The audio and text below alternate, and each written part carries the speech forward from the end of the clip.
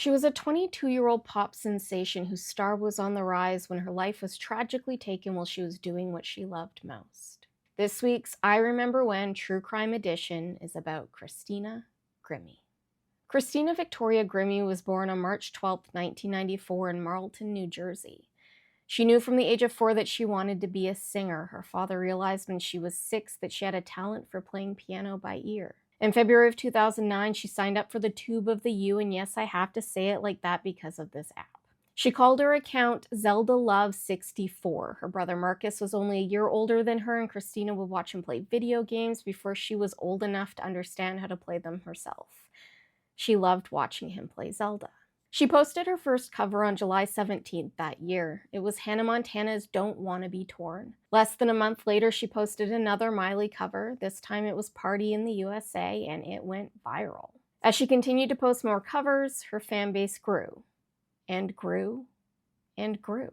One of those fans was none other than Brian Teefy, stepfather to Selena Gomez. Brian and Selena's mother Mandy saw Christina's immense potential and signed on as her management. There are also reports that Mandy saw Christina's cover of My Heart Will Go On and she initiated the partnership. Either way, she ended up under the management of Selena's parents. Then came the My Tube of the U competition that launched on December 8, 2010. The competition pitted unsigned artists like Christina against huge names like Justin Bieber, Rihanna, and Selena Gomez. Whoever won would earn a place on the app's front page, offering massive exposure for smaller acts like Christina. By the time the contest closed on February 7th of 2011, she had placed second with Selena Gomez taking first place. It was kind of fitting though, as Mandy and Brian had already planned for Christina to open up for Selena on her tour that year. In 2012, she moved to LA and signed with Creative Artists Agency. She opened for Selena again on her Stars Dance tour and surpassed 2 million followers on the Tube. The following year, she released her first full-length album With Love, which charted on the US Billboard 200. And while all of these opportunities were huge for Christina, the biggest opportunity would come in 2014 when she auditioned for ABC's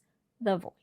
Her audition song was Miley's Wrecking Ball, and she received a 4-chair turn from Season 6 coaches Adam Levine, Usher, Shakira, and Blake Shelton. Christina chose Adam as her coach. Ultimately, Christina would take third place in the competition, and while that was surely an upset for her, 4 of her recordings from the show made it to the iTunes Top 10, and she walked away with record deal offers from both Coach Adam and Lil Wayne. In the end, she chose Universal Music Group's Island Records and headed out on The Voice's summer tour. During the summer of 2015, she hit 3 million followers on the Tube and won the iHeartRadio Macy's Rising Star contest, securing her a spot on the iHeartRadio Music Festival that September. 2016 looked to be another big year for the young star. She released her EP Side A with a supporting 4-part video series that February and opened up for Rachel Platten on her Wildflower tour. Her brother Marcus joined her on tour, often playing guitar during her sets.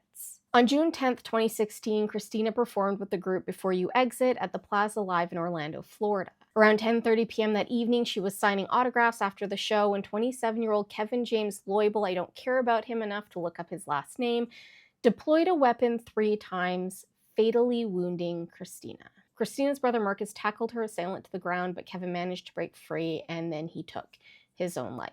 Christina was rushed to Orlando Regional Medical Center. Unfortunately, they were unable to save her life. 22-year-old Christina Grimmie was pronounced dead shortly after midnight. Police believe that Kevin had traveled from St. Petersburg to Orlando with the intention of taking Christina's life. A source close to Kevin, who claimed to be his only friend in the world, told investigators that Kevin had watched everything to do with Christina. He spent every waking hour watching all of her content and following all of her social channels, while he himself did not actually have any accounts. Kevin had told his friend that he had been an atheist, but that Christina's belief in Christianity had changed him and helped him see the world in a different way. That if there was a God, that he had seen it in her. Kevin had told his friend that he had lost weight, had surgery to improve his vision, got hair implants, and had even whitened his teeth so that he could look good for when he met Christina. His friend tried to tell Kevin that it was illogical to think that he could have a relationship with Christina, and that made Kevin very angry and defensive. He did not believe that there was any way in which he would not be with the young singer. And so he traveled to the Plaza Live Theater with 2 small hand weapons and a hunting knife. There were 120 people in the venue, and it's believed that Marcus's heroic actions of tackling Kevin may very well have saved the lives of others. Marcus said at his sister's memorial that all the rumors are true, that when her assailant came, her arms were open. That's how she treated everyone she knew, her arms were open for them. After her passing, her family launched the Christina Grimmie Foundation in 2017 to offer financial assistance to those who had been impacted by the tragedy of firearm violence. As of 2023, the foundation has helped over 200 families, which is great that they can help, but horrific that they even have to.